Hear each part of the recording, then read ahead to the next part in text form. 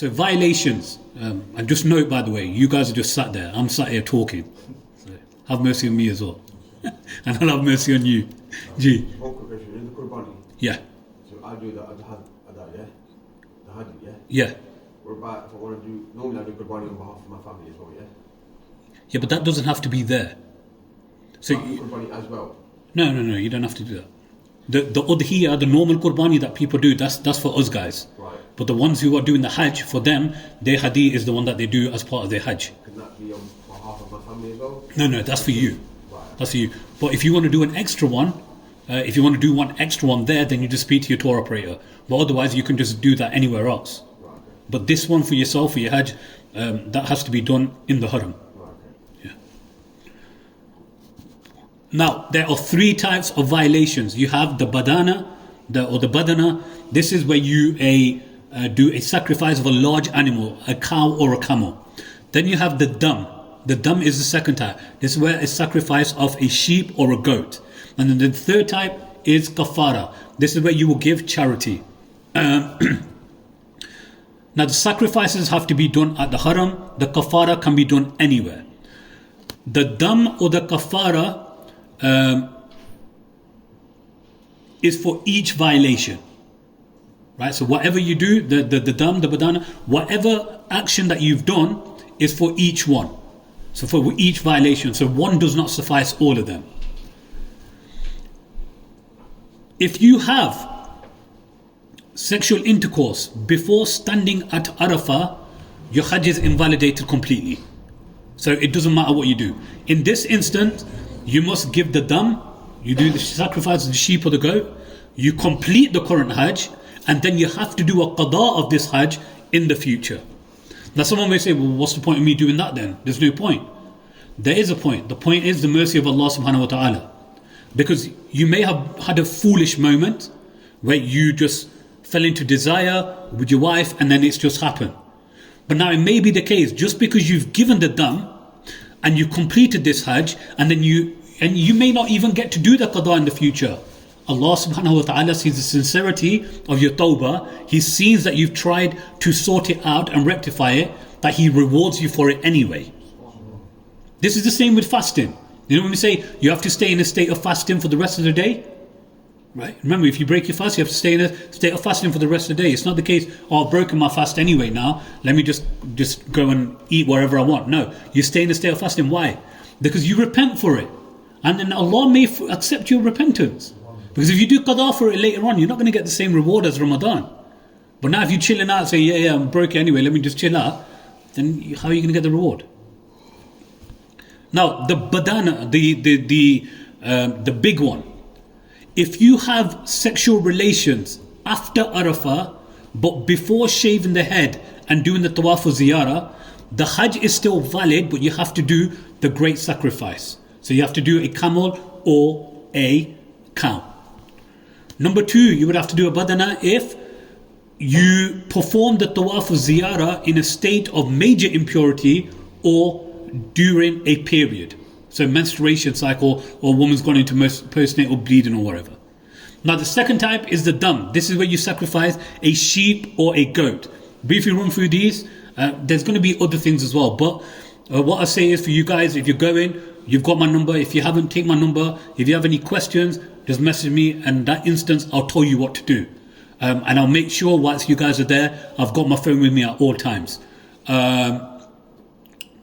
Obviously, if I'm leading the prayer, then you're going to just have to hold tight 5 minutes.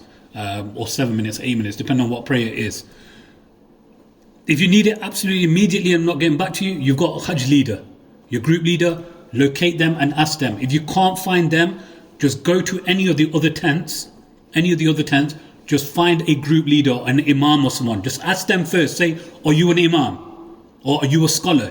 If they say yes, say, okay, I've just got this issue. I can't get through to somebody. Can you please help me?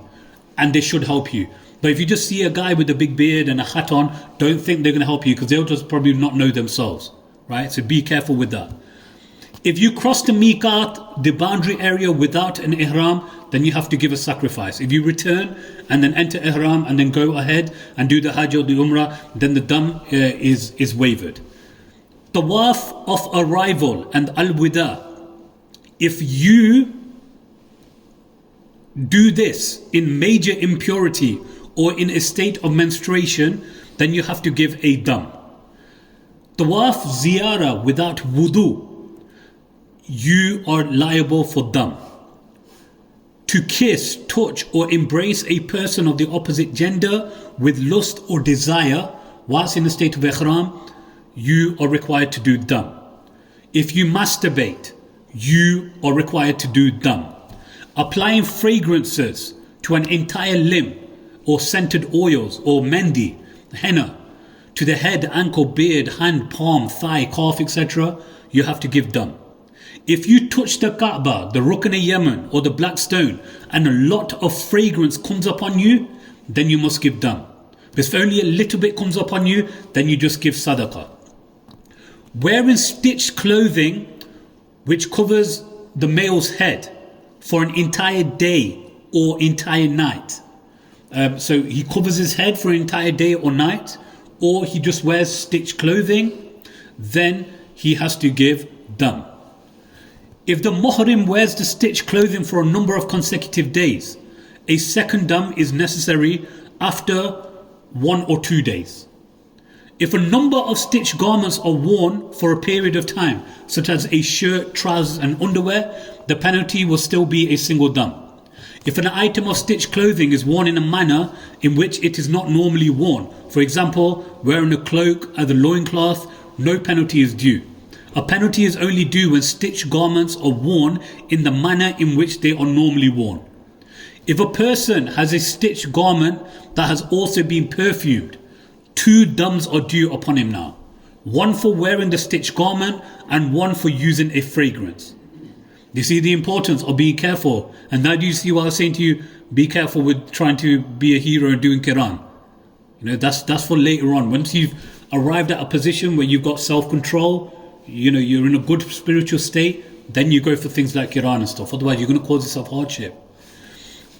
It is permissible to cover yourself with a stitched blanket or duvet or any other type of covering, as long as it does not cover your feet for men. For sisters it can cover the feet, or it doesn't cover your head for men, and it doesn't cover your face. This is for women as well. It is permissible to wear another layer of ihram on top of the ihram that is currently being worn. Although it is disliked, it is permissible to wear an item of clothing, such as a jacket or overcoat, in such a way that it's just draped over you, or you're just using it as a blanket. Because why? You're not wearing it as it's supposed to be worn. Now you're just using it to keep yourself warm. It is permissible to wear a monetary bag, etc., as I've already mentioned. If you shave a quarter of the head or the beard whilst in a state of ihram, or shaving even one armpit, or shaving all of the pubic hair, or hair of the neck or the mustache, dam is due. Trimming nails of both hands and feet in one sitting, or trimming nails of one hand or one foot, dam is due. If you miss any of the wajib elements which I've mentioned, dam is due. Cutting your head before Rami on the 10th, dam is due. Delaying the cutting of the hair after the sunset of the 12th of Dhul Hijjah, dam is due. For the one doing qur'an, for any of the violations that I've mentioned, remember the qur'an is that you combine the 2 ihrams for Hajj, for Umrah and Hajj. For each violation that you make, you have to do double, because your intention is double as well, because your ihram is double, so the expiation is double as well. Now, to give sadaqah, this is the lesser one. And what we do on this one, we've always been taught from our teachers, is for these ones, they're not blatantly obvious, so we just always give extra anyway. We just give like £50 or £100, whatever we can afford, just in case for any violations that have gone, because it's half a sa' a week, which is approximately 2 kg what we work on, 2.2 kg, which works to about £5 per violation. Some of them they put it higher, but we work on about £5. If you perfume less than an entire limb, you give sadaqah. Covering the head or wearing stitched clothing for less than an entire day and night, you give sadaqah. Shaving less than a quarter of the head, you give sadaqah. For each nail cut, you give sadaqah until it reaches the dam amount, as I've already mentioned. Performing tawaf al-qudum and the wida without wudu is it requires sadaqah. But if you do it in major impurity, then it is done. Omitting a round from tawaf al-wida, for each round you must give a sadaqah. If 4 rounds or more are missed, then you must give the dam. Sadaqah for each pebble throwing that is missed. You must give sadaqah for each one that you've missed. Shaving a non-muhrim's head or trimming his nails. A muhrim cutting the hair. So muhrim is the person in ihram. If he's cutting the hair of a non-muhrim, so someone who's not in ihram, then it's sadaqah for the muhrim and there's no penalty for the non-muhrim. If a non-muhrim cuts the hair of a muhrim, then dam is required for the muhrim and sadaqat or fitr for the non-muhrim. If someone applies perfume, wears stitched clothing, shaves due to a valid legal excuse, so now there's a valid legal excuse, he has a choice between which one he does. He can do the dam, the sacrifice, he can give charity of £5 to 6 people each, or he can just fast for 3 days. So he has a choice.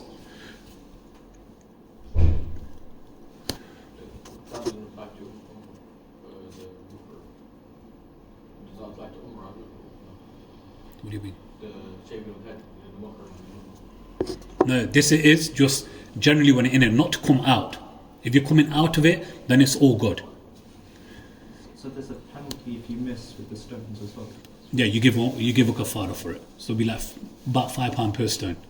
This is why I said take extra stones from there.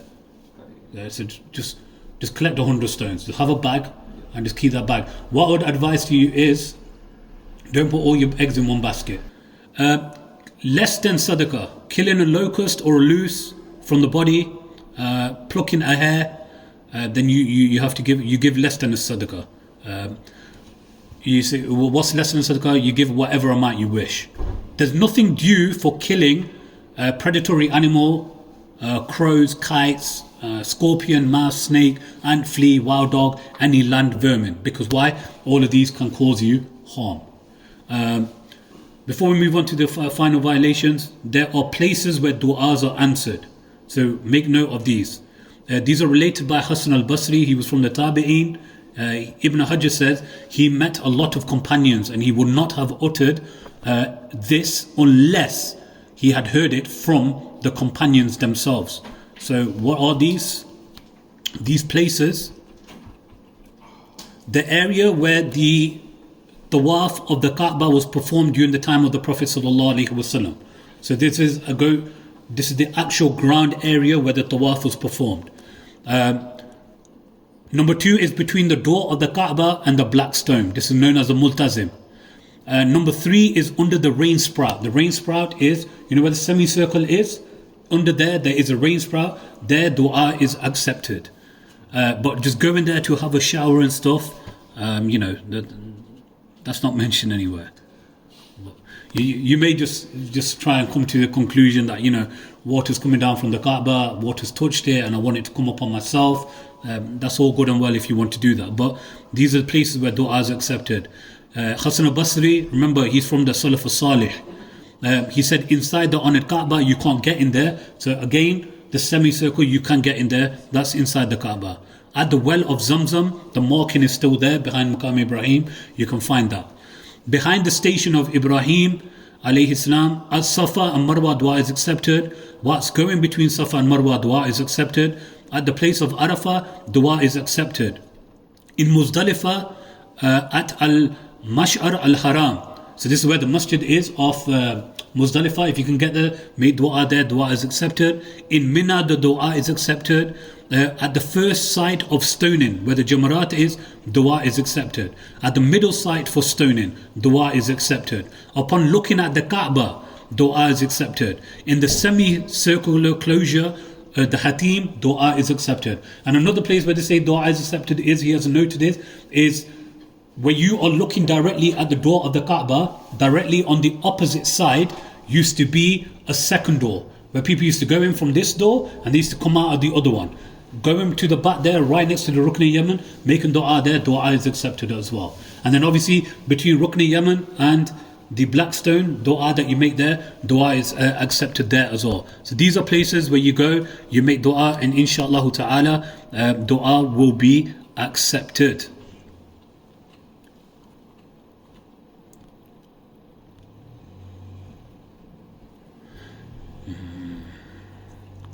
Now, sisters who start the menstrual cycle, they need to plan beforehand. You can take period delay in medication. If you can, take that, and this will protect you. If you start whilst you're on the way, then you can still enter ihram, but you can't perform tawaf, you can't pray the salah, you can't anything else. So going to Mina you can do, going to Arafah, going to Muzdalifah, all of these things that you can do, but you can't do the tawaf. So what do you do with regards to the tawaf? If she started the tawaf, remember she can't enter the masjid either. And the masjid, the markings are where they have these bollards there with green lights going all the way around. So as soon as the tiling area starts, that's declared as the masjid. The women who are menstruating, they cannot enter even that marble area. And if you are praying outside of that marble area on the roads, etc., your salah is not with the imam, it's not in the masjid. For the Hanafis, your salah will not be accepted. But if you are in the marble area or in Medina, you are within the barriers of the gate where the gates are going around, if you are not within those areas, then your dua is not, your salah is not accepted with the imam. But if you are within those areas and you are at a great distance from the imam, your salah will still be legally valid, because you are still inside the masjid, though it will be disliked if you can get closer and you're choosing not to. Does that make sense? So don't pray on the road with the imam. Your salah is not accepted because you're not praying with the jamaat, because you're not in the masjid. Remember, because there is two prayer areas. If you are away 2 prayer areas from the final row of the jamaat, then you are not classed as part of the jamaat. Right? So the sisters are not allowed to enter the masjid area. So what does she do? Because what's required for her, if she's menstruating, then the tawaf al-qudum, the umrah is lifted away from her. She doesn't have to do that. And then the tawaf al-wada, if she's still menstruating, she doesn't have to do that either, because now she's menstruating. In such cases, she should wait. She should try and wait. Try and delay the return flight, etc. if she can. If this is impossible, then the tawaf al-wada of leaving, then that's lifted from her. The problem is tawaf al-ziyarah. The tawaf al-ziyarah, that is the problem for her, because this one is a requirement for her. So what she would do here is, with the tawaf al-ziyarah,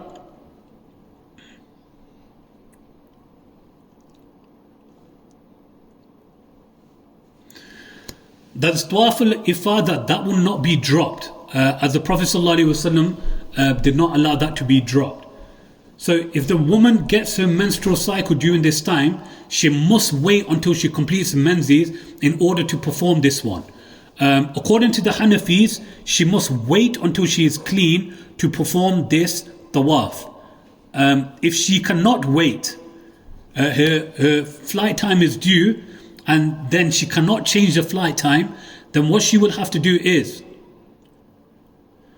if a menstruating woman leaves without performing the tawaf al-ifadah, then she will still be in ihram, and sexual relations with her husband will be unlawful until she returned to Makkah and made up the tawaf al-ifadah without renewing the ihram. Also, dam will be given due to the delay of tawaf al-ifadah. What's mentioned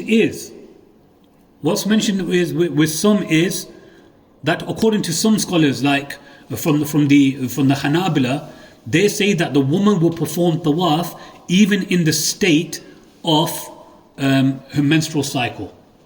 That she will give this while she is in the state of menstrual cycle, she would go and do the tawaf. But here, because she's doing it in a state of menstrual impurity, she would have to give the greatest sacrifice. So she would have to sacrifice a camel or a cow within the haram area. So this is the way for her. Now with the Hanbalis, They have the ruling where at the very last resort she can go and she can perform the tawaf in this state, and she won't even have to give the dam. But for the Hanafis, the last resort is that if she can't come back, she can't delay anything, she's waited it, she would go and she would perform the tawaf, and then here she would have to give the greatest sacrifice. Right? This is the cow or camel. This is the cow or camel, yeah. So that's the badana. How much is that? Is that like 20k or something? No, it's not that much. No, it's not that much. It's like 20k rupees. 20,000 rupees. No, it's not that much. It's not that much. It's last time I checked, it was. 200 quid is for you. Sorry? 100 pounds. No, it's not more than that. I thought it was about £400 or £500. For a camel? Camel or a cow? Cow, yeah. Camel. It's in the thousands. Are you sure? Yeah, because I've spoken to one of my clients who's Saudi. Sue? One of my clients, he's a Saudi. Okay. I've spoken to him on it. He goes, it's stupid. Wow. That's why you've got the option for a As cow. well, is when it comes to slaughtering, it's hard work. It's 3 slits, right? Mm-hmm. It takes a lot of manpower. And it's a big animal as well, a lot more meat, weight. Yeah. That's why you got the option of a cow as well. So in Pakistan, with 500-600 cows, Saudi, you're only getting 4 riyals for a pound right now. Yeah. Go- You'd have to speak to your tour operator. I've never been in a situation where somebody's had to do the badana. Alhamdulillah. So you just got to be very careful that you don't have to sacrifice the big one. But birth control, those kind of stuff, that's something that should be utilized. If she doesn't want to, then it is what it is. So if the tawaf al-wada is normally wajib, but for her, again, if the flight, etc., is leaving, then yeah, it's dropped for her. It's dropped for her. For those who are going to Medina afterwards, for them it's chilling, because if she starts it in Makkah, then you can just jump on the train, which it takes like an hour and a half, 2 hours to get to Makkah, to Jeddah, and then from Jeddah you can get to Medina, and it literally only takes you 1.5, 2 hours now. So she can go back, she can do the tawaf ziyarah and then go back, but she needs to do the tawaf ziyarah, otherwise the Hajj is invalid. It is invalid. Let me just see a couple of things about the. So the penalty for tawaf al-umrah: to perform even one circuit in a state of major ritual impurity, dam is due. We've already done that. Tawaf al-qudum, same thing. Tawaf al-nafar, I did say we're not going to go into full details because that would take too long. We're just right at the end now. To delay Tawaf al-Ziyarah until after the sunset on the 12th of Dhul Hijjah without a valid reason, you have to give dam. To perform less than 4 circuits without wudu, sadaqah fitr for each circuit. The penalty will be waived if the tawaf is repeated and performed properly. To perform the entire tawaf or more than 4 circuits without wudu, dam is due again if the repeat is dropped. To omit 1, 2 or 3 circuits without a valid reason, then there is sadaqah for each circuit. To omit 4 or more circuits without a valid reason, there's dam. To perform the tawaf in a state of major ritual impurity requiring ghusl, in a state of menstruation or after giving birth to a child, then it's badana. To have sexual relations, including kissing and touching with desire after cutting their hair but before tawaf or ziyarah, then dam is due but hajj is still valid. To use like a wheelchair or something for 4 or more circuits without a valid reason, then dam is required. To expose the aura to the extent that salah would not be valid if performed in this state, then dam is due. So you must make sure your aura is covered. So that is for men. It doesn't apply to women because they're going to have normal clothes on. For men, you need to make sure your belly button all the way to the bottom of your knees are covered, because you have some brothers who think it's okay to wear their ihram, the bottom bit, underneath the belly button. Now the belly button is showing, right? So dam is due for that. Walking through the khatim was performing the tawaf, dam is due because now you haven't performed you're going inside the Kaaba, so you don't cut that. So make sure you go fully around. Can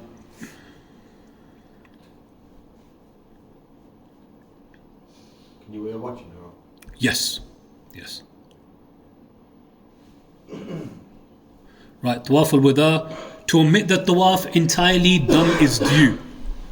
The penalty will be waived by returning to the miqat, re-entering into ihram and performing tawaf. To perform this tawaf without wudu, sadaqah is due.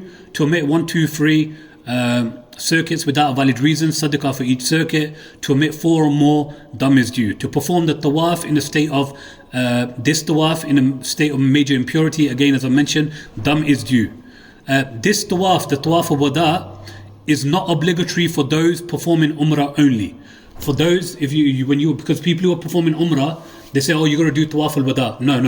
When you're doing umrah, you can do a final tawaf if you want, but it's not wajib, it's not necessary. The tawaf is obligatory for an afaqi person who lives outside the miqat boundaries, performing any type of hajj. So a resident is not due upon them. Those who reside within the boundaries are exempt from the tawaf al-wada. There's no penalty for using a conveyance such as wheelchair without a valid reason for this type of one. To perform this tawaf with minor impurity on the body or clothes is disliked, although it does not necessitate a penalty. I think that's it. We've covered all the rest. Any questions before we stop? Yeah. Yes, Dr. Saab. I've got 2-3 questions. The Bismillah. first one is the shoes I'm not clear about the recommended shoes to wear. Saj, have you got yours with you? No, the flip-flops.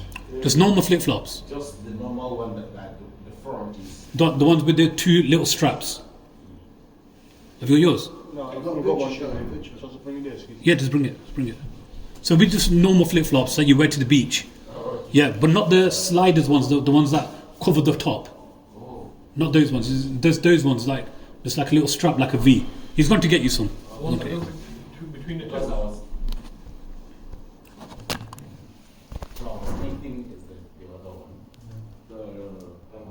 That needs to be excluded. Also, So you know if I... Yeah, would you show them? Oh, I need to buy maybe something. So this, if I had a slipper like this, then that would be impermissible, right? Yeah, that would be impermissible. Then regarding the wudu, the spray, I didn't understand. Do you mean spraying in your body or just spraying while you're performing the wudu, sitting down? Yeah, so what you do is, there's a little squidgy spray. What you do is, you just spray it all over your body. The parts of wudu. Don't spray. Yeah, I won't spray it. Yeah, So you just get it. Wudu's done. And then you But just you know the rub correct it. way of doing it? Gee. You know, because that's what's confusing me. Like, I know you're spraying it around. Yeah, but you do in order. You do in order as you would do normal. Basically, what you're doing is you're treating it. Yeah. You're treating it as a tap. Yeah. You're treating it as a trap. When you're doing this stuff like you're obviously going to go to the toilet, aren't you? So Yeah, but if you no, but yeah, this is one problem that brothers make. Yeah. You can you use that when you urinate? You can use that. no, because with that you use like a normal bottle, isn't it? Oh yeah. Yeah. So you only need to do istinja if you've urinated or defecated. Right. Right. So if you passed wind, you don't need to go and do istinja. Why are you doing istinja? Oh, okay, yeah. Do you understand? Yeah. And even when you're urinating, say for example, if you're out and about, you need to urinate and the place isn't clean, it's sunnah to clean your front area when you've urinated. It's not a wajib. It's not wajib. If you defecate, then you need to make sure you wash your rear orifice. Right? Do you understand? But then when it comes to this, obviously when I'm talking about standing over the bin to clean yourself, you're not going to do istinja. For that you have to go to the bathroom. Right? Please don't do that. Yeah. But when you're standing over the bin, what you're doing with that squidgy bottle that I'm telling you is, you're using it as a tap. You're using it like your normal tap that you would use, you're using that as a tap. So you just pour it there, put it in your mouth. Right? What if you have your water bottle, say for instance, or something like that? You can use a bottle. You can use the bottle, but with the spray, it just makes it easier, and then it reduces water wastage as well. Yeah, so that's why I find that to be the easier thing. Your third question. Yeah, the carbon is like, they say it's hot there, extremely hot. Yes. So, can you, while you're performing your activities, you have this fan on you? Yeah. Is it allowed? You can't have anything on you. No. I've seen it. Just it's like Yeah, yeah. a earphone. Yeah, it will rest around here as long as it does not cover your head. Then those fan umbrella things, right? Yeah. They're like an umbrella, innit? No, not like. Oh yeah, I know what you're talking Just about. like earphone, you put it around. They've made another one. Get that instead. They've made another one. It's like an umbrella hat, but it doesn't cover your head. It doesn't cover your head, and it's got a fan on the top. So, It's kind of cool. It's kind of I cool. saw this one recently. Yes. But that headphone thing's permissible. Yeah, you just put it around. Yeah, that's completely fine. Yeah, it's fine. I've sent him a link for an umbrella, and this umbrella, what you do is you just attach a bottle to it from the bottom, and then it's got a fan at the top. And then whilst you're walking, you just press the button, and it slowly just lets out cool water sprinkles on you, keeps you cool. Whatever you can do to keep yourself cool, do it. You know, people fall into this trap where they say, oh, this is the hardship, it's going to make me successful. And no, you're not there for hardship. Make it easy for yourself as much as you can so you can focus on your worship. If you're walking around doing your tawaf and your umrah barefoot and it's hurting your ankles and stuff, and each step you're just going, ow, ow, ow, right? Where's your ibadah? When are you going to worship? When are you going to worship? Like, so you need make life easy for yourself and focus on what you're doing, inshallah. Yeah, so to keep a separate bag, the footwear that you wear outside of the haram, as soon as you get to the white tiles, etc., take the fresh pair that's only for the haram, put them down, take your shoes off that you've had on before, put them in the bag, put your slippers on and carry on. So I've got a pair of flip-flops that I want to intend to wear in the haram, but I've worn them outside. As long as I wash them and clean them, is that okay, or do I have to make sure they're brand new? Or? Just make sure you've cleaned them fully. Yeah. Yeah, that's fine. Any other questions before we close? Your two's question, I'm going to have to get back to you on that. no, but, The Tawaf al-Wada one. No, you said it and then he's heard it as well. Any other questions before we close? Okay. وما علينا إلا بلاغ المبين وصلى الله على سيدنا محمد وعلى آله وصحبه وسلم تسليما كثيرا. Anyone that's going, excuse me, this is the most important bit. Anyone who's going, please make dua for me there. Don't forget me.